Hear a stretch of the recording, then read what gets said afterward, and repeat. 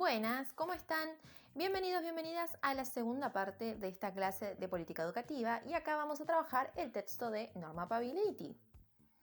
¿Querían un texto difícil, largo, complejo? Acá está. En realidad es largo el texto, pero van a darse cuenta que está todo relacionado con cuestiones que ya hemos charlado en espacios anteriores y que a la luz de esto nos va a permitir abrir como un paraguas de conceptos que son propios del campo de la política educativa y que nos hacen falta para analizar cuestiones de la realidad social. ¿Bien? Bueno, esta fue la pequeña introducción, prepárense el mate, todo, busquen las mejores condiciones y vamos a alargar. El texto se llama El derecho a la educación, una construcción histórica polémica. A lo largo del texto lo que va a hacer la autora va a seguir construyendo históricamente justamente qué fue pasando en torno a la tensión con el derecho a educar. Si ustedes recuerdan en el video anterior, yo dije que una de las preguntas que se plantea el campo de la política educativa es ¿a quién le corresponde educar? ¿Quién tiene que educar? El Estado, la Iglesia, la familia, los entes privados. Entonces, justamente, el derecho a la educación es la disputa a quién le corresponde eso. Y esto, a lo largo de la historia, ha sido disputado por diferentes agentes sociales. Vamos a ver que justamente dentro de esas cuestiones, las principales concepciones del derecho a la educación se basan en, número 1, la Iglesia, bien. Número 2, la educación como un derecho individual, que ahora vamos a profundizar. Número 3, la educación como un derecho social.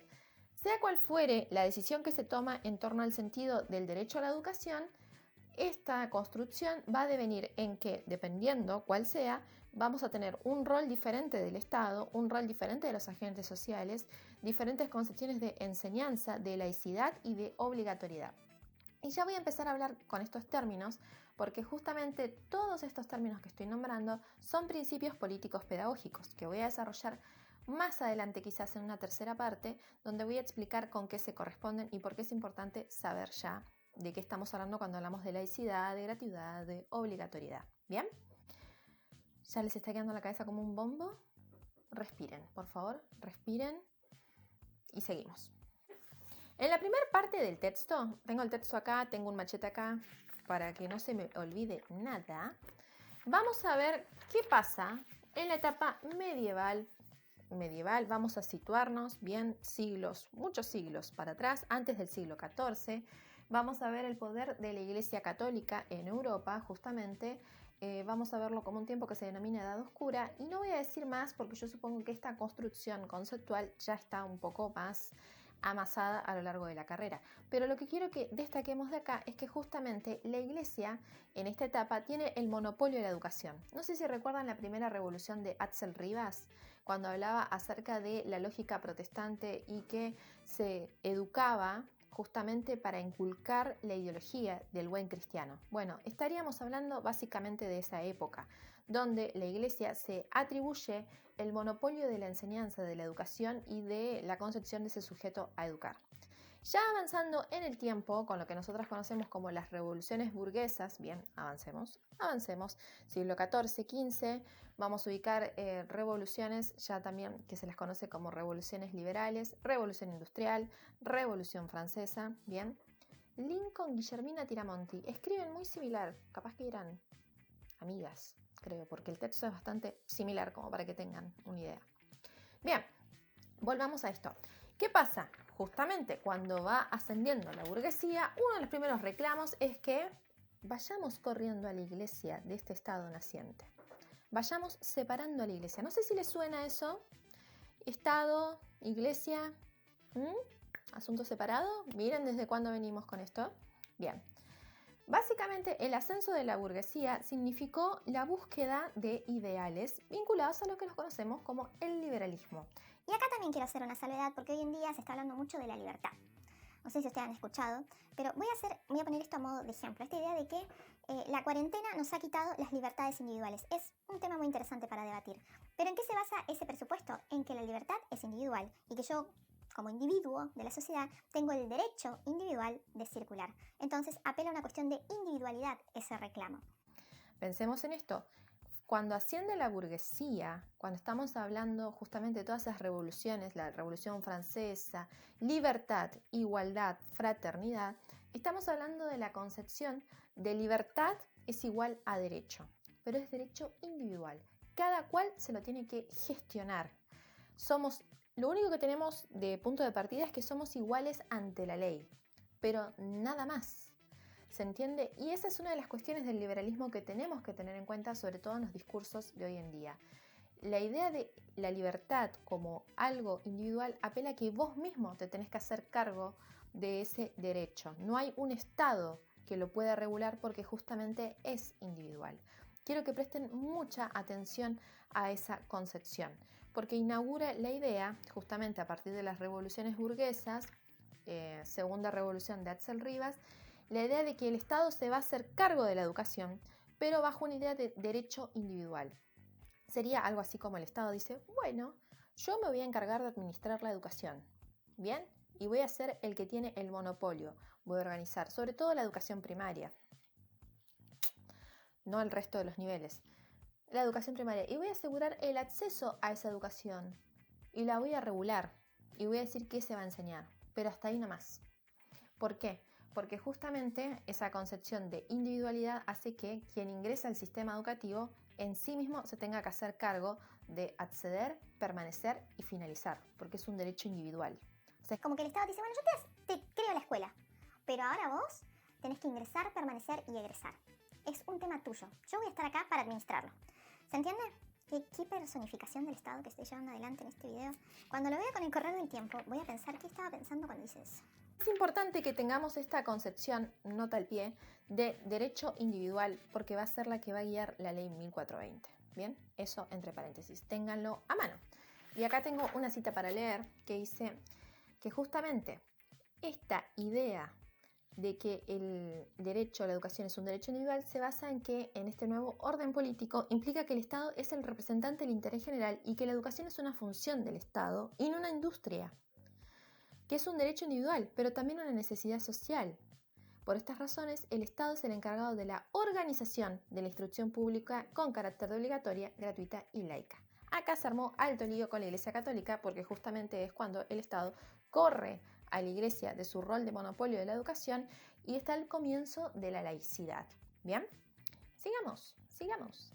La autora dice que después, con el devenir del tiempo, se va a situar ya en 1900, va a empezar a hablar de las recomposiciones que pasan, del ascenso del fascismo, del ascenso justamente de gobiernos autoritarios y dictatoriales, Segunda Guerra Mundial, Hitler. Vamos a pensar en alguna de esas cuestiones para situarnos epocalmente y nuevamente revive la Iglesia Católica para pedir nuevamente que el Estado ocupe su rol básicamente secundario y otra vez querer darle principalidad a ese derecho que se tiene ganado la Iglesia. Vamos a poner todo entre comillas. Bien, entonces hay una disputa nuevamente cerca de esa época, por supuesto, con gobiernos súper conservadores que le dan nuevamente lugar a la Iglesia y se interrumpe la laicidad.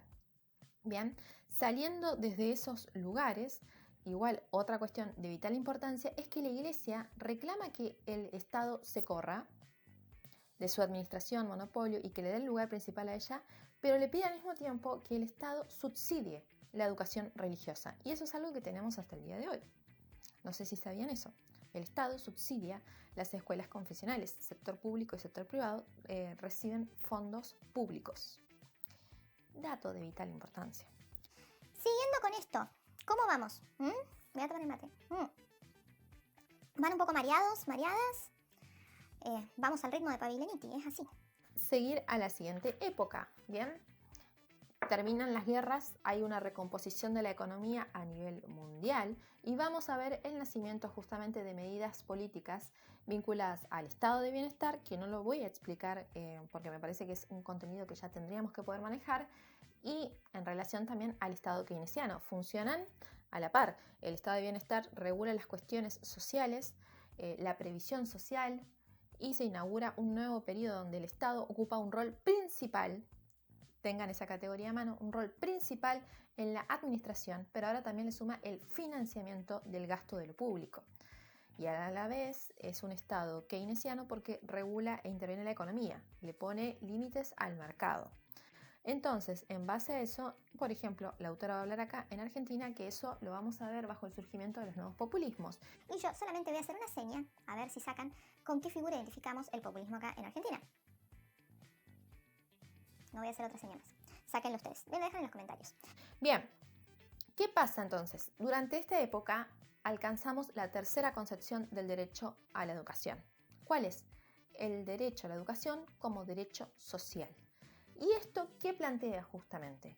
Que ahora el Estado va a entender que no es solamente administrar el sistema de instrucción pública, sino que también es garantizar el acceso, la permanencia y el egreso de los sujetos que están próximos a transitar por ese sistema de instrucción pública, por lo cual tiene que ocupar un rol principal. ¿Qué quiere decir? Que administra, garantiza el acceso y financia. Acá es donde está el tema. El Estado financia el sistema educativo. Vamos a ver que conjuntamente con eso, nuevamente hay un aparecer de la Iglesia Católica diciendo que eso es un exceso, o sea, que el Estado intervenga en todo nuevamente es un exceso por parte del Estado. Pero aparte de eso, también vamos a ver que el derecho a la educación, en el caso de Argentina, implica un mayor ascenso en la matrícula, creación de escuelas, la democratización del nivel secundario, que solamente era para la élite, el acceso a la universidad. Es decir, que el derecho a la educación, entendido desde una perspectiva social, implica un mayor reconocimiento y avance en los derechos sociales y sobre todo en los derechos de los sectores sociales populares. Bien, porque a los otros sectores, a los de élite, el derecho a la educación ya está garantizado también por su propia economía. Entonces, cuando hablamos de esto en estos términos, tenemos que pensar en cómo esta política impacta directamente sobre los sectores populares. La autora en el punto 7 explica mucho más ampliamente cómo es esta concepción del derecho a la educación y qué implica.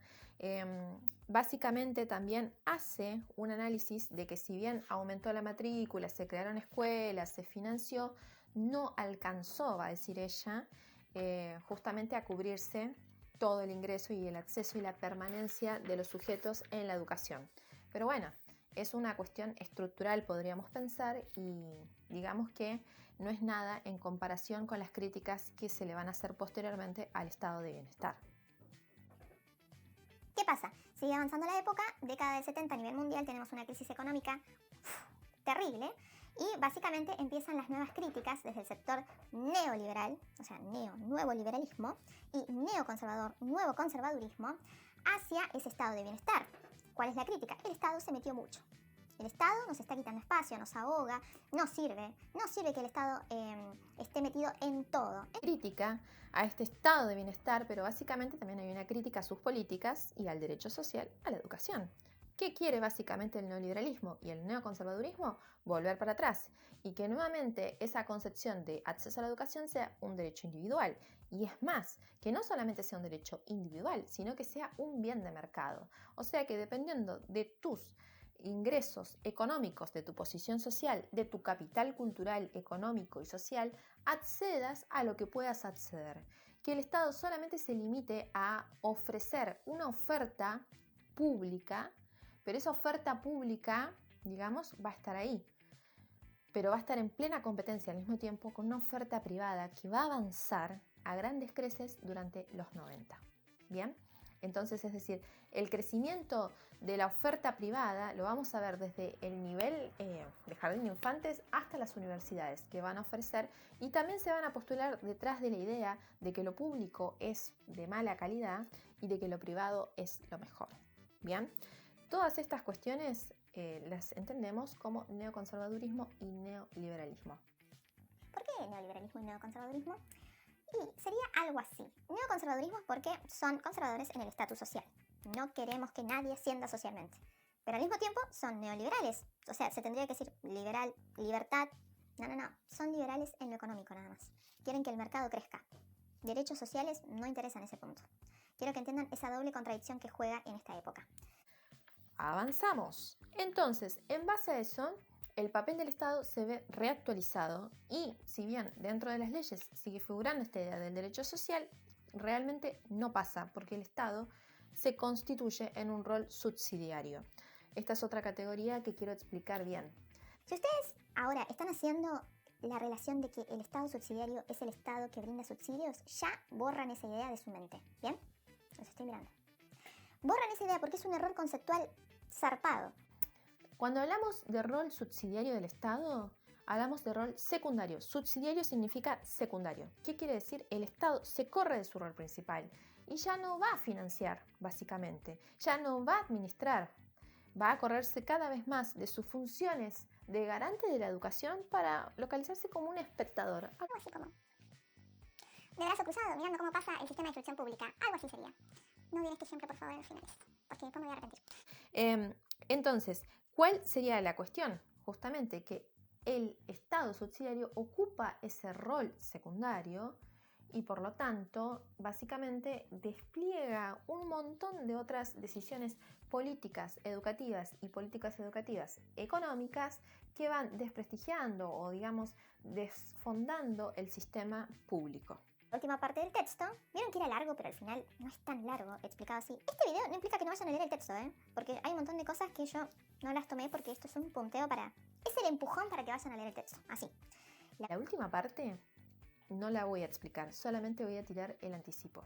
Tiene el título de La Iglesia Católica, la reiteración y la actualización de su concepción del papel subsidiario del Estado, y está basado en un documento que hace la Iglesia Católica en 1965, pesquen la fecha, en la cual se lo conoce como un acuerdo que se hizo a través del Vaticano para pedir nuevamente que ingresar como agente principal en educación. Y si ustedes leen los argumentos que desarrolla Pavilianiti, son los mismos argumentos que se están discutiendo hoy en día, por ejemplo, con la frase de con mis hijos no te metas, no a la ley de educación sexual integral.